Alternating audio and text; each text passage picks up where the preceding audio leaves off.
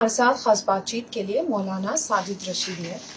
रशीदी साहब, मैं आपसे ये सवाल करना चाहूँगी कि आपका एक बयान उसको लगातार महिला विरोधी बताया जा रहा है, आपत्तिजनक बताया जा रहा है, और कल आपके साथ एक घटना हुई। क्या हुआ था और क्या पूरी बात थी जिस पर लोग ट्रिगर हुए? आपके साथ एग्जैक्टली हुआ क्या था? देखिए, मैं एक शो में गया था, एक चैनल के, और वो इसी बयान पर शो था। मैंने अपनी सफाई दी कि भाई मैंने किस संदर्भ में ये लफ्ज बोला है, और मैंने उस प्रोग्राम में भी कहा कि अगर किसी को बुरा लगा है तो उसका रास्ता कानून है, उसका रास्ता संविधान है, उसका रास्ता ये नहीं कि आप फोन में, क्योंकि फोन पे गालियां परसों से मुझे मिल रही थी कि फोन पे गालियां दो माँ बहन की और अभद्रता करो और बुरी बात करो, तो उसका रास्ता वो नहीं है। मैंने शो में गया, शो बहुत अच्छा चला गया। शो के बाद में उठ के जब मैं जाने लगा तो 2-3 लोग सामने से आए उठकर, वो पहले से बैठे हुए थे ऑडियंस में, और उठकर आने के बाद उन्होंने 30 सेकंड में सारा कुछ कर दिया। मैं समझ भी नहीं पाया कि ये क्या हो गया। ऑडियंस में से थे, आपने अपने एक वीडियो में कहा है कि वो कार्यकर्ता थे, कौन था? हाँ, कार्यकर्ता का पता इसलिए चला कि बाद में उन्होंने वीडियो डाली अपनी, उनकी वीडियो भी वायरल हो रही है। उसने बोला कि मैं यहाँ समाजवादी पार्टी का फला नेता, उसने खुद बोला, उसकी वीडियो है, तो पता चला कि समाजवादी पार्टी के कार्यकर्ता है। दूसरे ये कि उन्होंने कह के मारते हुए कहा कि डिम्पल यादव जी के बारे में आपने ऐसी बात कही है, इसलिए आपको सजा दी जा रही है। इसके बाद आपने कुछ किया, कोई कंप्लेन की? आप बता रहे हैं कि आपको कॉल्स आ रहे हैं, धमकियां मिल रही हैं। कॉल्स आ रही हैं अभी भी देखिए, ये सऊदी से कॉल है, ये देखिए नंबर देखिए आप इसका, ये सऊदी से कॉल है, और ये गालियां देने के लिए है, और बहुत सारी कॉल्स आ चुके हैं, और मैं बहुत सारे नंबर जो है ना दे चुका हूँ डीसीपी साहब को। ये मैंने कल कंप्लेन कराई थी डीसीपी साहब के यहाँ, डीसीपी सेंट्रल के यहाँ। ये उनकी ये मोहर है डीसीपी जी की, और ये आईपी स्टेट थाने की मोहर है, थाने पर भी रिसीव हुआ है ये। उसके बाद में इसमें देखिए मैंने बहुत सारे नंबर लिखे हुए हैं जिन नंबरों से, और ये कल सुबह तक के नंबर हैं। उसके बाद में जितने नंबरों से कॉल आ चुकी है वो अभी तक मैंने लिखे भी नहीं है। ये देखिए सब नंबर है उसमें, तो ये सब मैंने जो है पुलिस को दे दिया है, पुलिस वॉच भी कर रही है। और आपके खिलाफ कई सारे पोस्टर्स जो हैं वो लगे हुए हैं। एक पोस्टर मैं आपको दिखाना चाहूंगी, मेरे कैमरा पर्सन दिखाए भी। ऐसे कुछ पोस्टर्स लगे हैं, उनपे काली भी पोती जा रही है। इसको किस तरीके से देख रहे हैं? आपको नहीं लग रहा कि आपको माफी मांग लेनी चाहिए? विवाद इतना बढ़ता जा रहा है, और मर्यादा की, जिस मर्यादा की आप बात कर रहे थे, कहीं ना कहीं उस मर्यादा का उल्लंघन आपने भी किया है। मर्यादा का उल्लंघन सिर्फ मैंने किया क्योंकि मैं मुसलमान हूँ। जिन लोगों ने इकरा हसन के बारे में शादी तक की बात कह दी, असदुद्दीन अवैसी जैसे आदमी को अपना साला बता दिया, वो मर्यादा नहीं है। या जिन्होंने सूफिया कुरैशी के लिए ये कह दिया कि आतंकवादी की बहन है, वो मर्यादा नहीं है। या जिन्होंने ये कह दिया लड़के हैं, गलतियां हो जाती हैं, वो मर्यादा नहीं है। सिर्फ मैं अमर्यादित बात कर रहा हूं क्योंकि मैं मुसलमान हूं। मुझसे जो सवाल किया जा रहा है वो सिर्फ इसलिए कि मैं मुसलमान हूं। अगर मेरी जगह कोई हिंदू होता, कई सारे हिंदुओं के नाम मैंने गिनवाए, किसी ने जाके किसी को चप्पल नहीं मारे, किसी ने जाके किसी को जो है गले में चप्पल डाल के उनका प्रोटेस्ट नहीं किया, किसी ने पार्लियामेंट में जाके उनके लिए हाय उल्ला नहीं किया, प्रोटेस्ट नहीं किया, इसलिए कि वो हिंदू थे कहने वाले। मैं चूंकि मुसलमान हूं कहने वाला, और मैंने उनसे ज्यादा खतरनाक वर्ड नहीं बोला। जितने खतरनाक वर्ड उन्होंने सूफिया कुरैशी के लिए, इकरा हसन के लिए बोले हैं और महिलाओं के लिए बोले गए हैं, इतना वर्ड नहीं बोला। दूसरे, आप उसी चैनल का, जिस चैनल पे ये घटना हुई थी वेडनेसडे के दिन, उसी चैनल को आप डिबेट सुनिए। पहले एक हिंदू पत्रकार ने, एक पार्टी के पत्रकार ने, जो डिबेट पे बैठते हैं, उसने मुझसे भी ज्यादा बहुत बड़ी बातें कही हैं उनके डिम्पल यादव के लिए, उसको दबा दिया गया। लेकिन रशीदी साहब, बात ये नहीं है ना कि कोई किसी के लिए कुछ कह रहा है, एक महिला के लिए ऐसी टिप्पणी करना क्या आपको लग रहा है कि उचित है?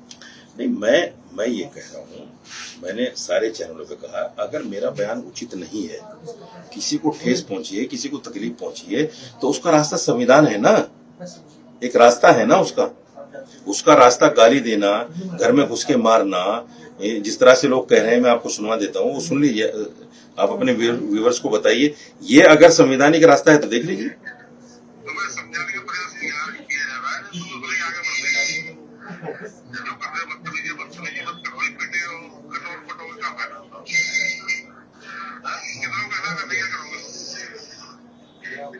अब तक आपने जो एफआईआर है वो जी। कितने लोगों पर दर्ज की? आपने ये लिस्ट तो दिखाई थी, लेकिन कितने लोगों पर आपने एफआईआर दर्ज की? हाँ, मैंने जो है कुछ नंबर लिख के दिए हैं डीसीपी साहब को। तो उन्होंने एक आदमी की ड्यूटी भी लगाई है कि इन सबको कॉल करो, बुलवाओ इनको, कौन है ये, वॉच कर रहे हैं, वो देखेंगे क्या होता है। अच्छा, अब उस बात पे वापस आते हैं कि आप बता रहे हैं कि पहले भी महिलाओं को लेकर ऐसे बयान दिए गए हैं, लेकिन सवाल यहाँ उठता है कि महिलाओं पर इस तरीके की टिप्पणी चाहे वो कोई भी करे, वो वाजिब है क्या? नहीं, बिल्कुल वाजिब नहीं है, तो बिल्कुल वाजिब नहीं। देखिए बात सुनो, मैं फिर ये कह रहा हूँ हर जगह की धार्मिक स्थल की मर्यादा है, मान्यता है। धार्मिक स्थल के अलावा कौन क्या पहन रहा है, कौन क्या खा रहा है, कौन क्या कर रहा है, संवैधानिक देश है, कोई कुछ भी कर सकता है, कोई किसी भी हाल में, हमें कोई लेना देना नहीं उससे। ये बात चूंकि मस्जिद में हुई है, मस्जिद में बैठकर एक सियासी मीटिंग हुई है, उसमें सारा कुछ मामला हुआ है, फोटो भी उन्होंने वायरल किया। अगर वो फोटो वायरल ना करते तो इस पर इस्लामिक मान्यताओं को नहीं बताया जाता, उस पर ये बातें नहीं होती, वाद विवाद नहीं बढ़ता। उन्होंने जानबूझकर इसको वाद विवाद में लाने की कोशिश की है ना। जब एक फोटो आपके सामने आएगा तो उस पर जो इस्लामिक मान्यताएं हैं वो तो बतानी पड़ेगी, क्योंकि हम इस्लामिक विद्वान हैं। चलिए, मैं आपकी बात को मानती हूँ कि आपको ठेस पहुंची और वो चीज ठीक नहीं थी, लेकिन क्या अच्छे शब्दों का चयन नहीं किया जा सकता था? हमारे यहाँ गांव देहात में इस तरह के शब्द बोल दिए जाते हैं, और मैं फिर कहता हूँ चलिए अगर किसी को ठेस पहुंची है, मैं माफी मांग लेता हूँ। क्या मेरी माफी मांगने से इकरा हसन के ऊपर जो टिप्पणी हुई वो साफ हो जाएगी? सूफिया कुरैशी पर जो टिप्पणी हुई वो साफ हो जाएगी? उनको भी तो माफी मंगवानी चाहिए, उनको भी तो जूते मारने चाहिए जाके। अगर इस चीज को रोकना है तो हम ये नहीं कह सकते ना कि उन्होंने ये कहा है तो ऐसे बयान जारी रहे। किसी एक को तो रुकना होगा ना। अगर हमें बदलाव चाहिए तो हमें खुद के अंदर ही बदलाव लाना होगा। अगर आप ही ऐसे बयान नहीं देंगे तो हो सकता है वो लोग ऐसे बयान देना बंद कर दें, फिर तो ये सिलसिला जारी रहेगा ना। रशीदी साहब, मैंने आपको 3 बयान गिनवाए। एक दिवंगित मुलायम सिंह जी का, उन्होंने कहा लड़के हैं, गलतियां हो जाती हैं, कितना भारी लफ्ज है। एक सूफिया कुरैशी के लिए जिसको आतंकवादी की बहन कह दिया गया, एक इकरा हसन के लिए, और इस तरह के न जाने मुसलमान बच्चियों के लिए कितने चीजें मैं आपको बता देता हूँ। हिंदू धर्म गुरुओं की तरफ से, हिंदू नेताओं, एक पिंकी चौधरी है और पता नहीं कौन कौन है, वो किस तरह की बातें मुसलमानों के खिलाफ करते हैं, जहर उगलते हैं, पूरा मीडिया भरा पड़ा है। सवाल ये है कि इनको कौन अथॉरिटी देता है? इन पर पकड़ क्यों नहीं होती? इनसे क्यों माफी नहीं मंगवाई जाती? इनके खिलाफ कार्रवाई क्यों नहीं होती? क्योंकि वो हिंदू हैं। यहाँ खेल देश में हिंदू मुसलमान का चल रहा है। और मैं सिर्फ ये बताना चाहता हूँ, देखिए मुझे इस बात का ज्यादा अफसोस नहीं है कि मेरे साथ ये हुआ, इस बात का मुझे बहुत खुशी है कि समाजवादी का असली चेहरा वो लोगों के सामने आ गया।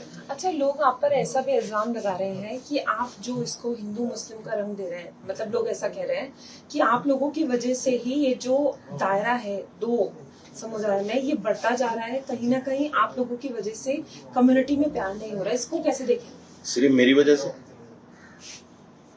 सिर्फ मेरी वजह से? यानी मैं साजिद रशीदी अगर मुसलमान हूँ तो मेरी वजह से सिर्फ नफरत हो रही है?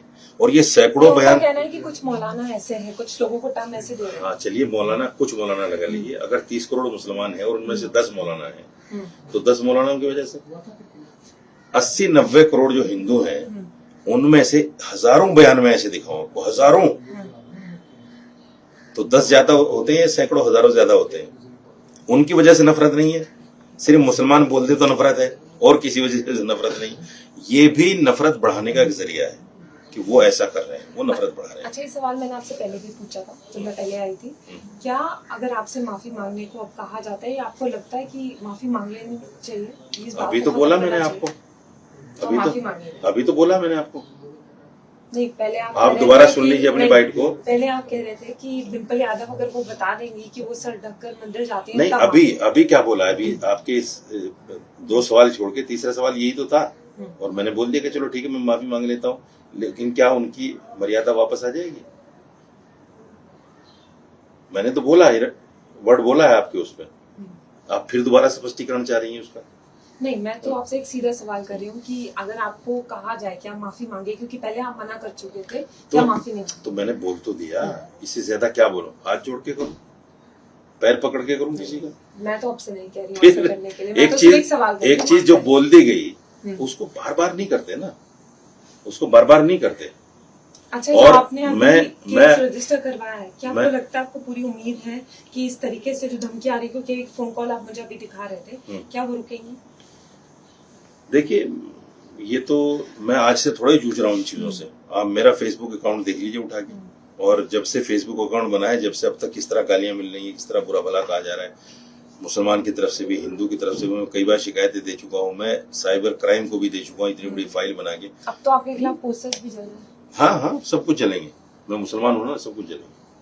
और अभी इतना जल्दी विवाद खत्म नहीं होगा, क्योंकि बिहार में चुनाव है, सारी पार्टियों को तुष्टीकरण की राजनीति करनी है, वो मेरे नाम से होगी।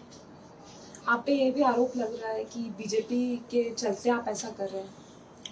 तो फिर बीजेपी की महिलाओं ने मुझे गालियां क्यों दी पार्लियामेंट में, अगर मैं बीजेपी के लिए कर रहा हूँ? वो भी मैंने ही कराया, वो भी कहीं मैंने ही करा दिया। तो आप ये कह रहे हैं कि कहीं ना कहीं इसे राजनीति का मुद्दा बनाया जा रहा है और अभी ये चलता रहेगा। मेरे बयान को जानबूझकर राजनीतिक रंग दिया जा रहा है, और उससे दोनों पार्टियों को फायदा हो रहा है, और खासतौर से समाजवादी को ज्यादा हो रहा है। लेकिन मुसलमानों को समझना पड़ेगा कि एक मुसलमान पर क्या कार्रवाई समाजवादी वाले कर सकते हैं और एक हिंदू पर क्या नहीं कर सकते, ये समझना पड़ेगा मुसलमानों को।